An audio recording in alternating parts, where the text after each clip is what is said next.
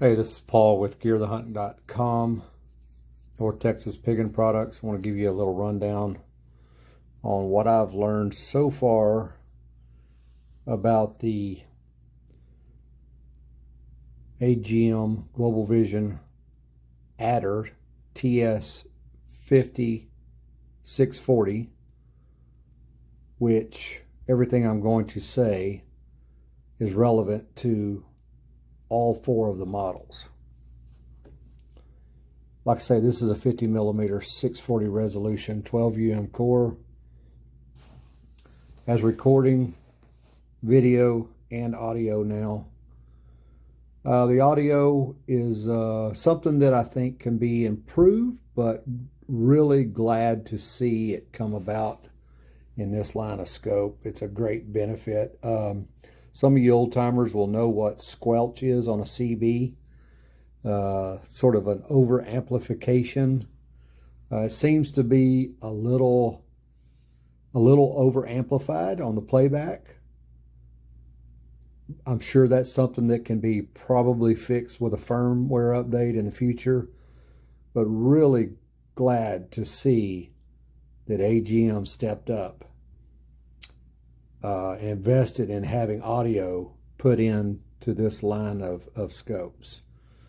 Real quick, I'm sure most of you have already seen the videos, but here on the side, you got a little tethered cover for your USB-C to connect to your computer with your cord or run an auxiliary power pack.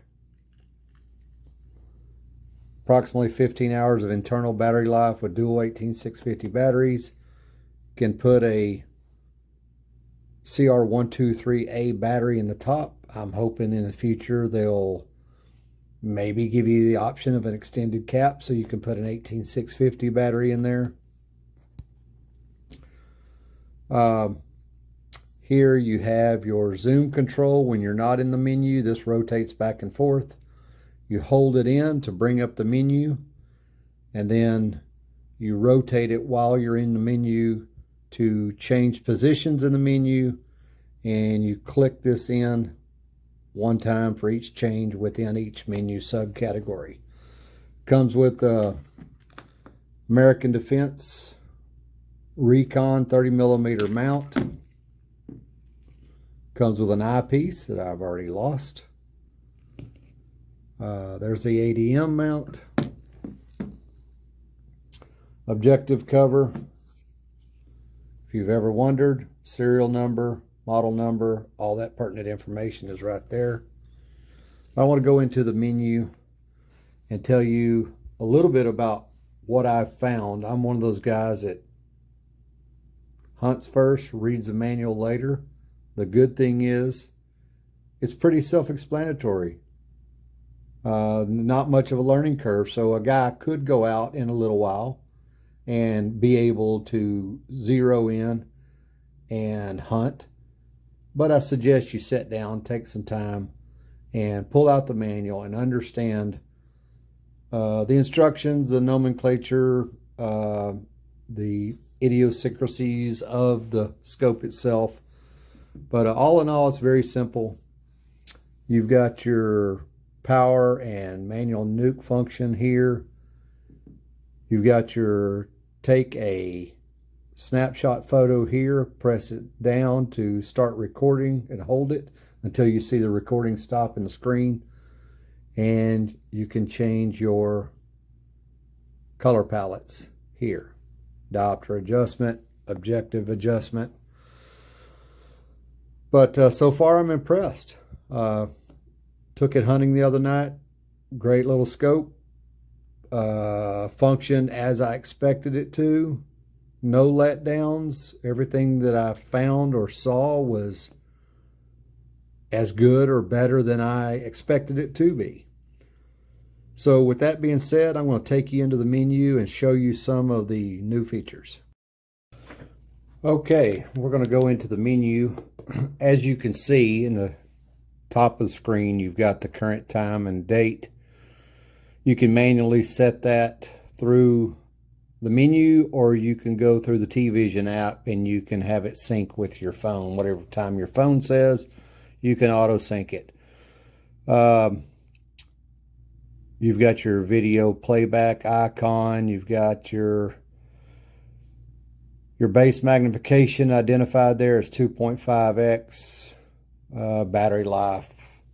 I'll go into some of these others in a moment. The little double horseshoe there is that I have Wi-Fi on to make this video.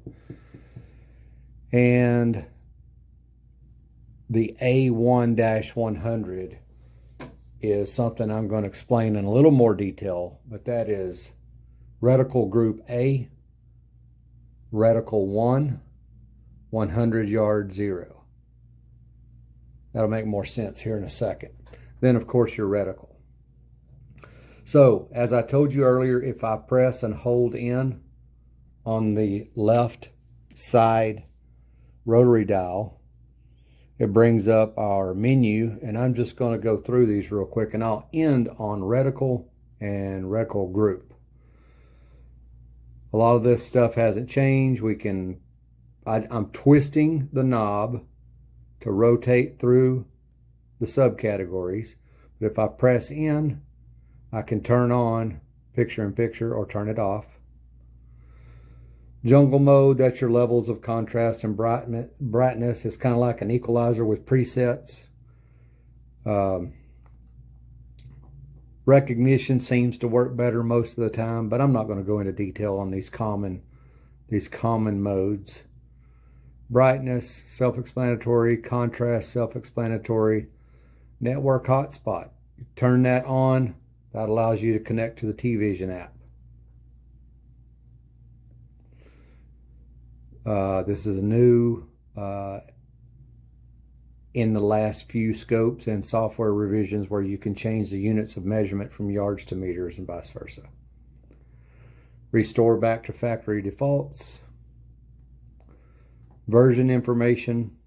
Once again, model number, serial number, software, firmware versions, what have you. Osd Time Sync. That's where you can change the time, like I mentioned earlier. Language, self-explanatory. Burn prevention, that's protect the sensor in case you were to aim it at a super bright light like the sun in the daytime. There's a protection feature there. Hot tracking just allows some pixels, a pixel to come up in a red color or an off color to draw your attention that there's something hot moving in the screen and it tracks that item. I don't use it much, but it's there. Unit of measure, that's your non-laser rangefinder. Stadiumetric rangefinder. Auto power off. That allows you to turn it completely off, 30 minutes or 45 minutes. That's so if you put the scope in standby and you forget that it's in standby and you think it's off and you put the gun away, you don't drain the batteries all the way down.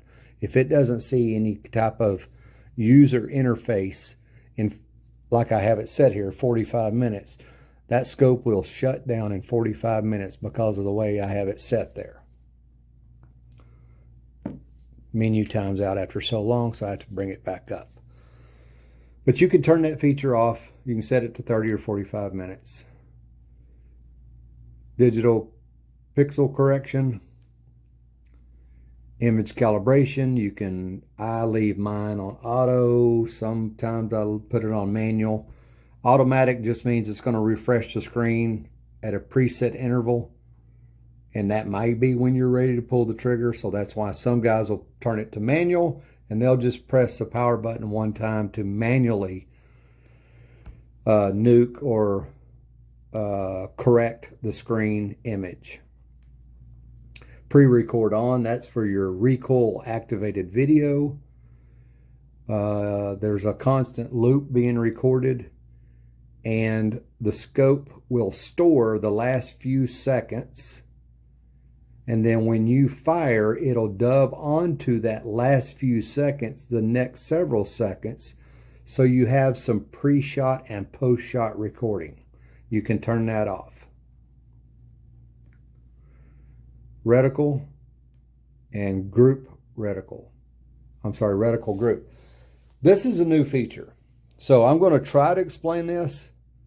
I, once again, have not read the book, but with my basis of knowledge from scopes and reticles and reticle groups and different terminologies,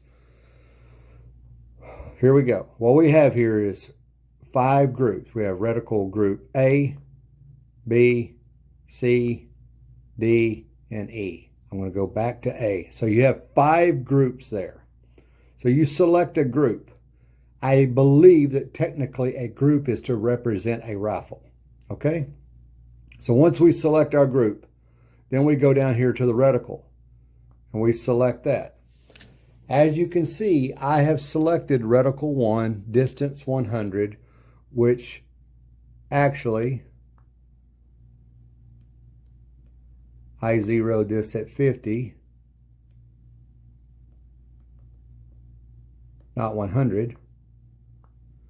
Okay, so I've selected reticle group A, reticle 1, distance 50. That's arbitrary. You can use that to help you remember which rifle it is.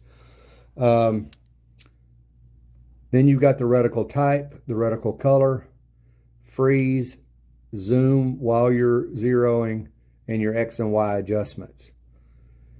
So what is unique about this is before you could not use the same reticle for more than one gun. So in essence, you had 5 profiles, but no 2 profiles could share the same reticle. So you could have 5 different guns, or you could have 3 guns with one reticle, with one different reticle, and you could have another gun with another reticle or 2. Any combination of 5, but you could not duplicate those. Now you have group 1 with a reticle, I'm sorry, you have group A through E with reticle 1 through 5. So you could set up group A to be your 308, reticle 1, then you could do any combination of these you wanted to. Don't let this confuse you when I say this, but let's just say there's 5 profiles. Technically, you could make, if I am understanding this right, you could make 25 different guns at different zeros out of this. You could have group A through E all using reticle 1 through 5. So 5 times 5 is 25. You'd have to have some sort of dope chart or cheat sheet or something to keep up with what every, like group A reticle 3, group A reticle 5, group E reticle 2. You could literally do, if I'm understanding this right, you could do 25 different gun profiles. The last thing I want to talk about is freeze. I love this freeze function they added in previous firmware updates to the other scope, and it also is included in this. So if you come in here and right here you take a shot, you hold your reticle, forget where the round hits right now, hold your reticle back on exactly what you're aiming at, and you turn on freeze. It's going to freeze a picture of what you just did, where your crosshair was in relation to your bullseye, and where your bullet impacted is all going to be captured in this screen, as long as your bullet impacted within the screen somewhere. So once you hit freeze, it locks that picture in, and it allows you to, it keeps a small crosshair where you're aiming, and it allows you to move the X and Y to the impact point. So as you're adjusting those, you can see the main crosshair leaving the new crosshair, and you want to move that towards where the bullet impacted.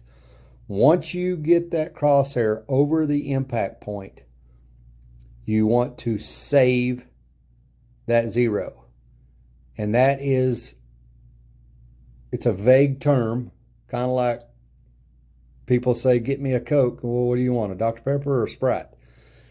1-shot 0 is what the industry tends to call a feature like this. So technically you could take one shot, freeze it, move the crosshair to the impact point, save it, and it'll recalibrate the screen to bring you to 0 in your crosshair the next time you fire.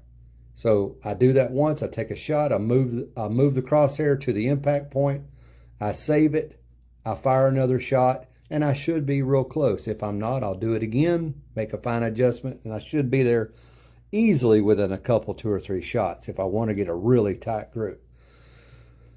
But I hope that explains it to you. If you have any questions, my phone is available anytime, 214-837-1994. My name is Paul Tyson.